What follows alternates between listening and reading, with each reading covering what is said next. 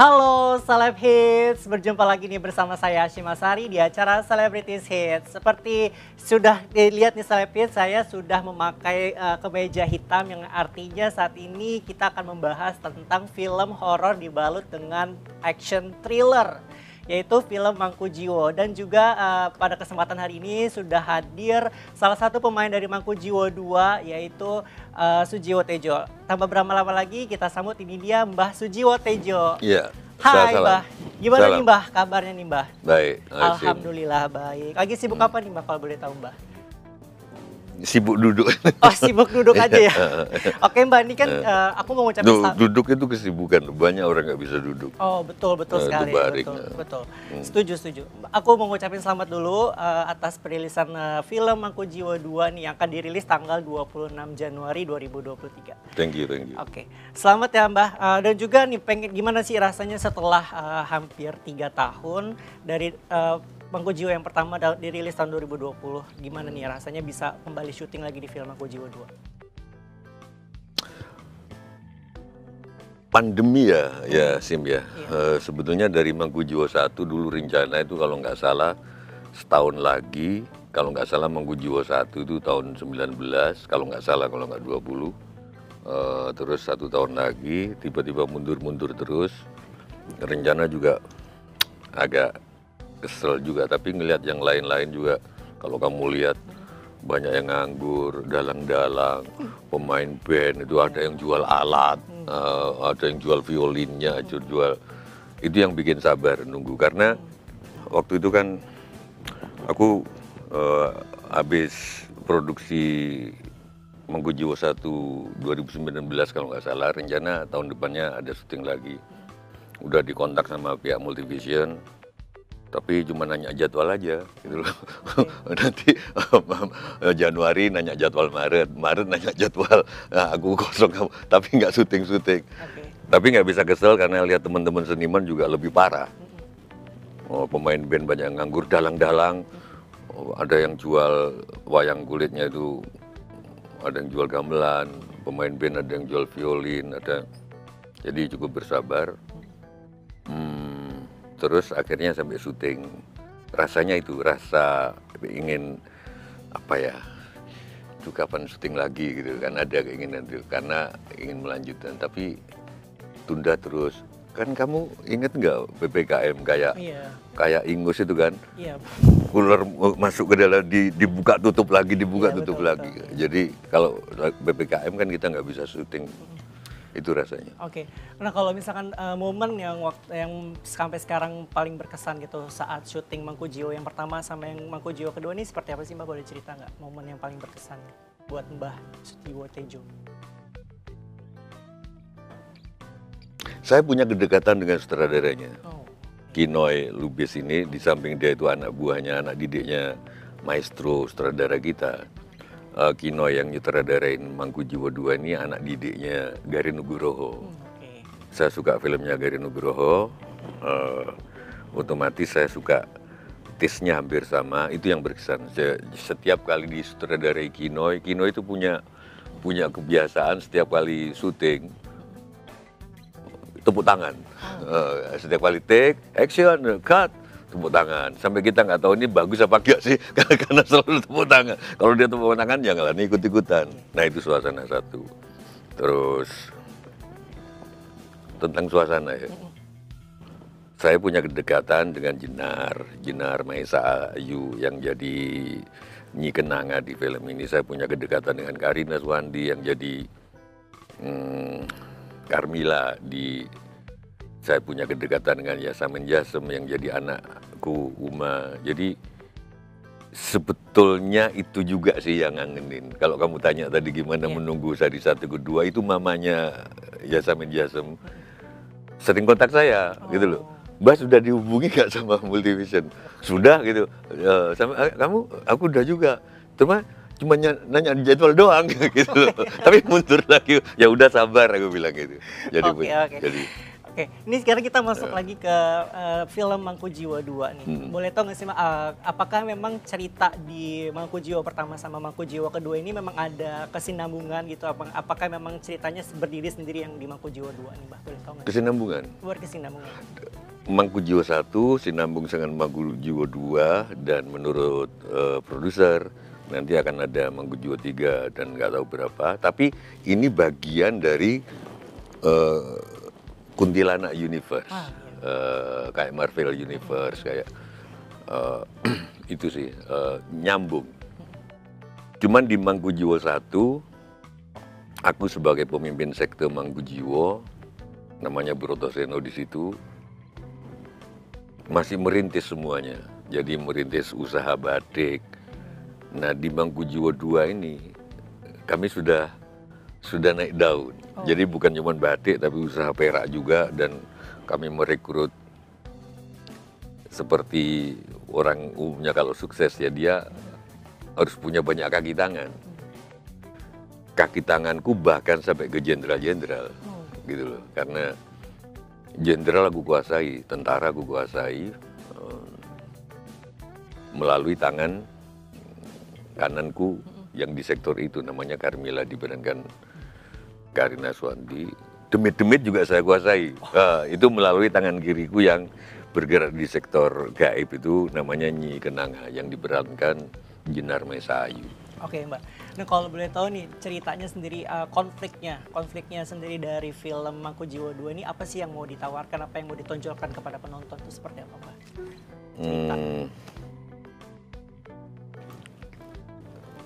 Tagline yang aku paling suka sepanjang aku main film dari Mangku Jiwa 2 itu adalah ini, Sim. Kebenaran adalah dusta yang terbaik. Itu yang aku katakan di film ini, cuman nanti tetap kalau ditonton lebih bagus karena nanti teman-teman akan tahu bagaimana aku mengucapkan itu. Apakah teriak kebenaran adalah dusta yang terbaik atau kebenaran adalah dusta yang terbaik. Nah, silakan tonton di situ, tapi aku suka itu. Nah, konflik-konfliknya bergerak di situ sih sebetulnya. Karena semuanya punya kebenaran. Anakku Uma yang diperankan Jasamin Jasem punya kebenaran. Kenapa kok dia mencintai seseorang? Semua orang punya kebenarannya sendiri-sendiri. Dan aku, Sim, jadi ingat guru kesenianku dulu waktu SMA. Di Mangku Jiwa 2 ini. Dia bilang, kesenian abadi itu umumnya bukan kebenaran melawan kesalahan, tapi kebenaran melawan kebenaran. Itu yang membuat drama-drama Yunani abadi, itu yang membuat Sampai Engtai abadi, itu yang membuat drama-drama Shakespeare abadi, itu yang membuat wayang abadi, Ramayana Mahabharata. Karena pihak Kurawa punya kebenaran, pihak Pandawa ada kebenarannya juga, gitu loh. Kalau kamu nonton wayang, Dalang Kemarin Sore itu biasanya memihak Pandawa. Istilahnya Dalang Kemarin Sore. Tapi kalau dalang kayak Kinarto Sabdo, kalau di Sunda itu Asep Sunandar Sunare yang sudah pengalaman, itu semuanya benar. Makanya terus begitu kita ngomong, oh iya ini pernah diomong guru gua waktu SMA dulu. Kesenian yang bagus ketika benar melawan benar. Makanya di samping ingat guru itu, aku ingat kiai-kiaiku. Gitu sih. Kenapa di kitab suci itu tidak disebut berlomba-lombalah kamu di dalam kebenaran, tapi berlomba-lombalah kamu di dalam kebaikan. Karena kebenaran ini sangat relatif. Gitu. Gak ada, coba cek aku, ya berlomba-lombalah kamu di dalam kebaikan. Gak ada berlomba-lombalah kamu dalam kebenaran.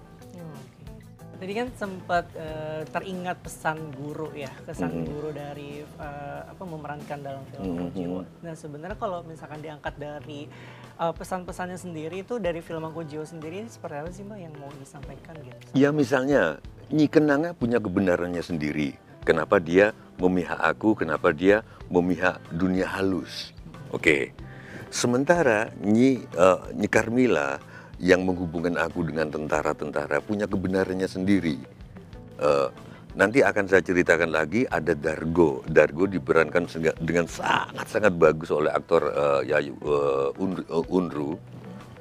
Oh, dia total mainnya, bagus banget. Oke. Total, kamu harus nonton. Orang Bugis, belajar bahasa Jawa. Oke. Nah, dia punya kebenarannya sendiri. Kenapa dia harus mempertahankan bisnisnya? Sementara itu ada Kunto Haryo. Itu juga punya kebenarannya sendiri. Jadi, nah, seseorang yang bernadek Uma diperankan oleh Martin Wolio ini, dia punya kebenarannya sendiri.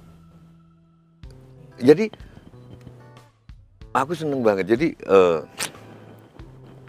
di situ aku teringat guruku, jangan kamu berlomba-lomba di dalam kebenaran. Jadi emang yang ingin disampaikan sama di film Mangku Jiwo ini memang semuanya punya kebenaran masing-masing gitu ya Mbak ya.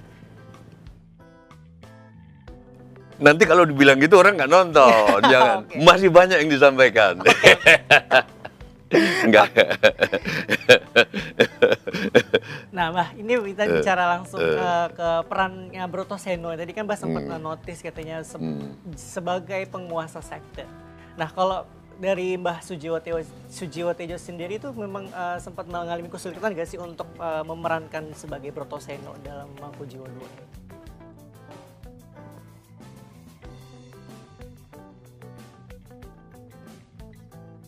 Sutradara Kinoy bagus sekali ngasih pengantar sama pelatihku, coachku, namanya Totos Rasiti. Jadi Mangku Jiwo Brotoseno ini orang yang tahu betul bahwa kebenaran ada di mana-mana. Tapi dia sedang menjalani kebenarannya sendiri dan dia harus yakin pada kebenaran itu. Jadi bukan tipe yang dia nggak tahu yang dilakukan itu salah atau enggak, tapi dia terpaksa harus melakukan itu. Misalkan ngedari narkoba atau malakin di parkiran, atau dia tahu salah tapi itu tetap dilakukan karena terpaksa atau apa. Nah, Brotoseno ini tahu betul bahwa dengan menguasai jaringan batik dan jaringan, dia tahu betul bahwa itu benar. Sehingga dia ketika menggunakan kekuasaannya melalui tenaga gaib dan rasional dengan melalui jenderal dan itu, dia tahu nggak salah karena dia benar. Dia tahu semua orang sedang benar, tapi gimana ngomongnya ya? Gimana ngomongnya susah ya? Dar. Gimana ngomongnya ya? Bahwa dia telah memilih kayak pembuktian dalil Pitagoras tadi, ada 21 cara. Dia sudah memilih yang pakai akar kuadrat itu loh. Dan dia itu yang paling benar. Gitu loh. Jadi emang punya perspektif kebenarannya masing-masing. Nah, itu maksud tuh. Kamu pinter loh sebenarnya, gitu. Kalau nggak baca gitu. Terus? Oke nih Mbak, kalau bisa bicara soal kebenaran sendiri nih Mbak. Sebenarnya Mangku Jiwo ini kan banyak yang nanya juga nih, mungkin ada yang belum tahu juga nih sebenarnya sejarah dari Mangku Jiwo itu sebenarnya apa, seperti apa, dan juga arti Mangku Jiwo sendiri itu apa juga kan masih banyak yang belum tahu. Yang benar kalau ada gelasnya separuh isi, itu separuh kosong apa separuh isi? Separuh isi. Bisa juga separuh kosong. Itu loh maksudku. Makanya berhentilah pesannya, berhentilah merasa benar sendiri, apalagi sampai turun ke jalan dan merasa dia aliran yang paling benar. Ini negara Pancasila. Kalau itu untuk aja meminimalisir supaya gimana ya, tidak memunculkan ego terhadap kebenarannya itu seperti apa sih Mbak? Kalau dari pandangan Mbak sendiri?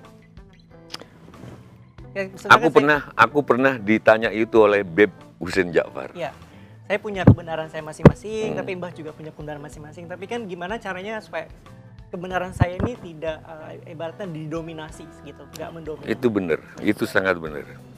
Kami diskusi di Mojokerto, di tempat seorang banser menyelamatkan gereja di Natal tahun 2000. Yang dia masuk gereja terus dilihat ada bom di bangku belakang, dia nganter makanan sebetulnya, si banser ini. Diambil, ini di luar meledak bersama dia bomnya. Itu terkenal namanya Rianto. Al-Fatihah buat beliau.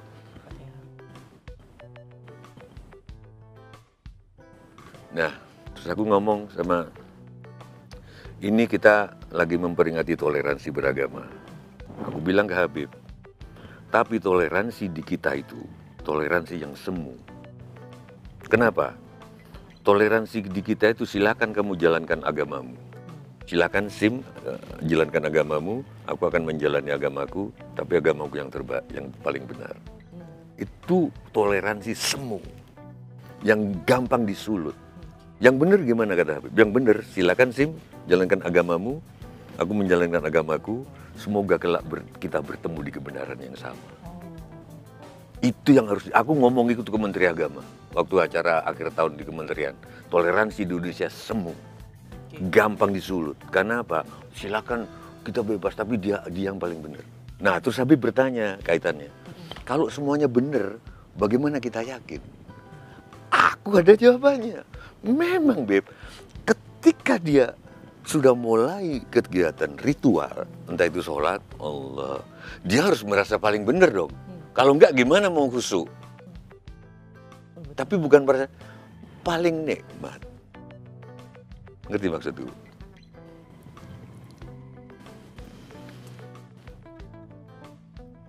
Misalkan Tuhan itu di Jakarta, gitu.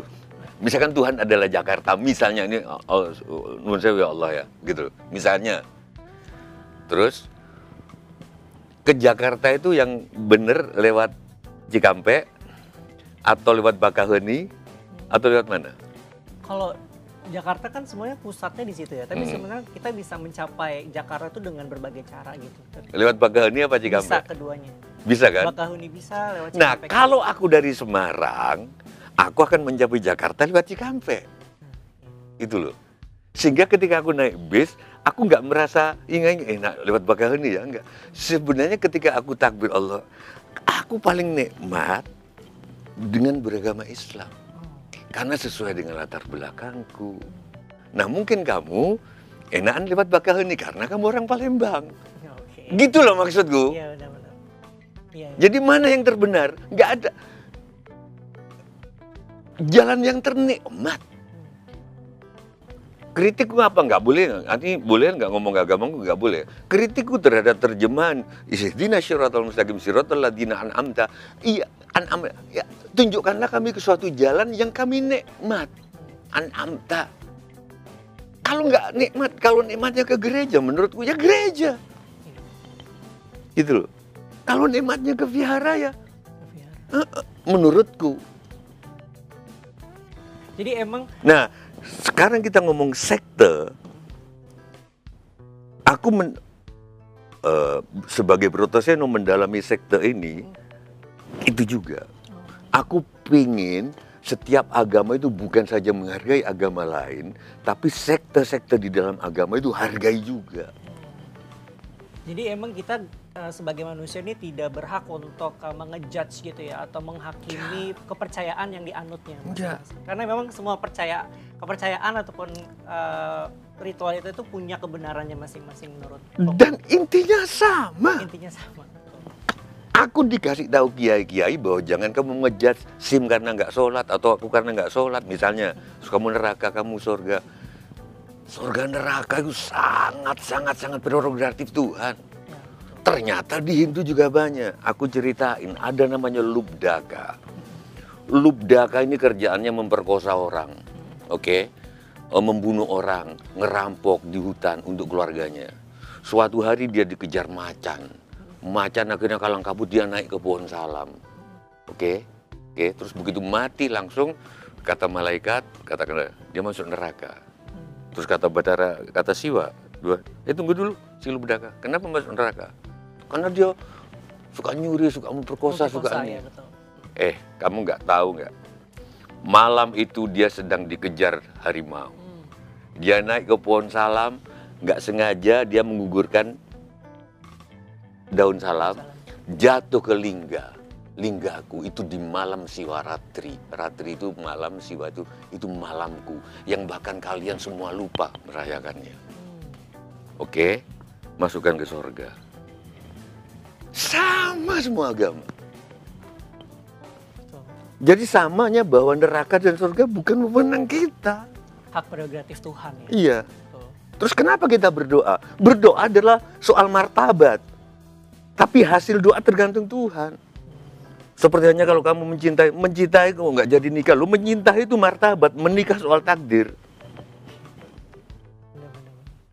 Jadi emang jadi berawal dari teringat dengan pesan dari guru dan juga pesan dari Habib sendiri gitu ya. Terus juga Aku menikmati ya, kepala sekte ini. oke. Nah kalau misalkan dari pengalaman dari observasi yang dari Mbah lakukan sendiri gitu ya, pernah nggak sih kayak ngerasa peran ini terlalu berat sekali atau mungkin merasa kayak aduh ada kayak merasa ini peran tidak sesuai dengan kepercayaan yang Mbah anut. Tadi kan kita semuanya bicara soal kebenaran ya kan. Nah kalau misalkan dari Mbah sendiri ada ngerasa bersalah nggak sih? Kayak memperankan sebuah karakter sebagai penguasa sekte yang sebenarnya mungkin berlainan dengan kepercayaan yang Mbah anut gitu. Ada nggak ngerasa kayak gitu Mbah? Itu pertanyaanmu bagus banget. Serius. Aku ambil intinya bahwa aku bukan penganut sekte setan ini. Aku penganut sekte tertentu. Gitu loh, yang nggak aku ceritakan di sini, gitu loh. Beda kan? Tapi intinya kan sama, tolong hargai tentang kesekteran. Itu yang aku perankan di situ.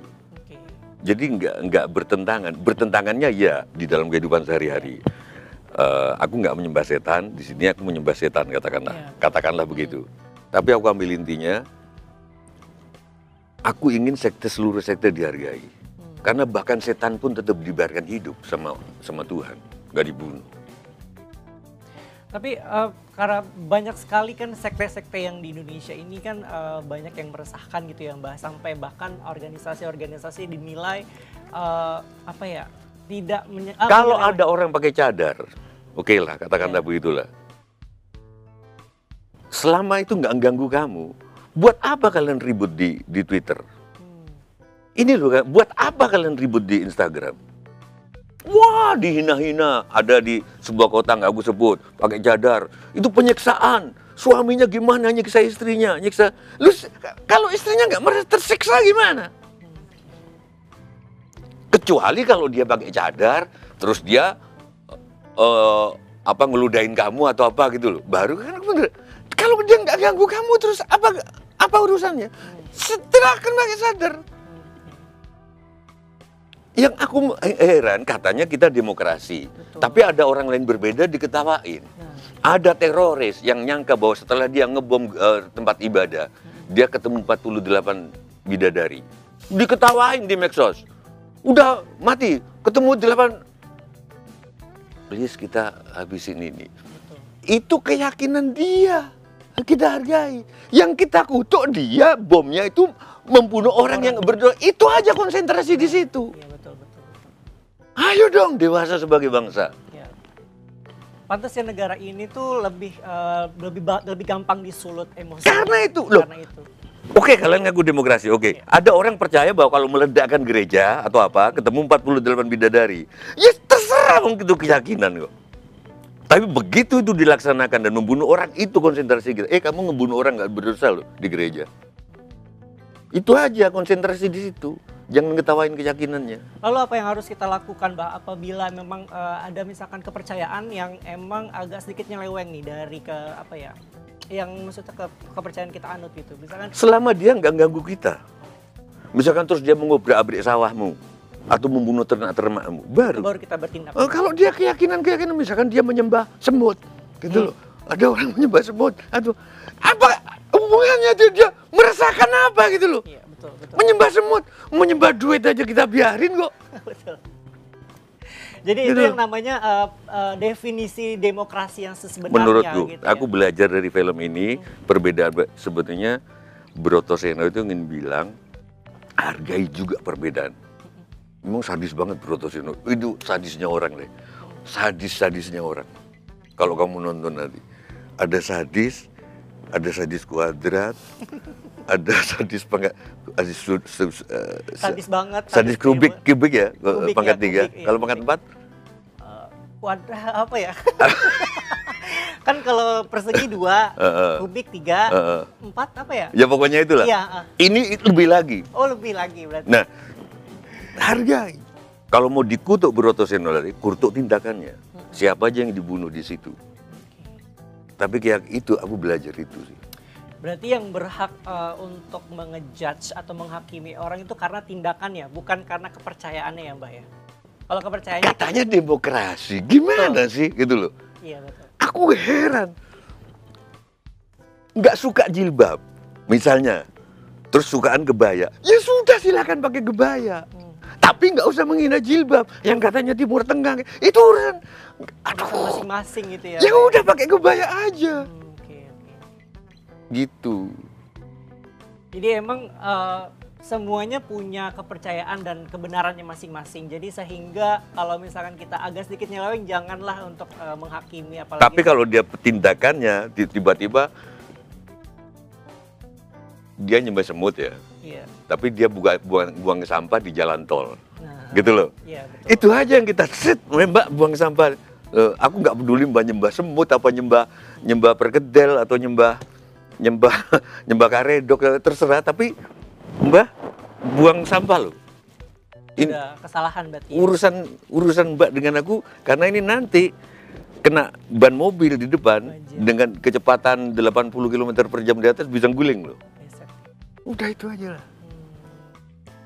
Jadi ini emang menitik beratkan emang kalau kepercayaan itu memang tidak seharusnya dijudge. Apalagi kalau kita hidup di negara yang demokrasi, yang berasaskan demokrasi seperti Indonesia ini ya.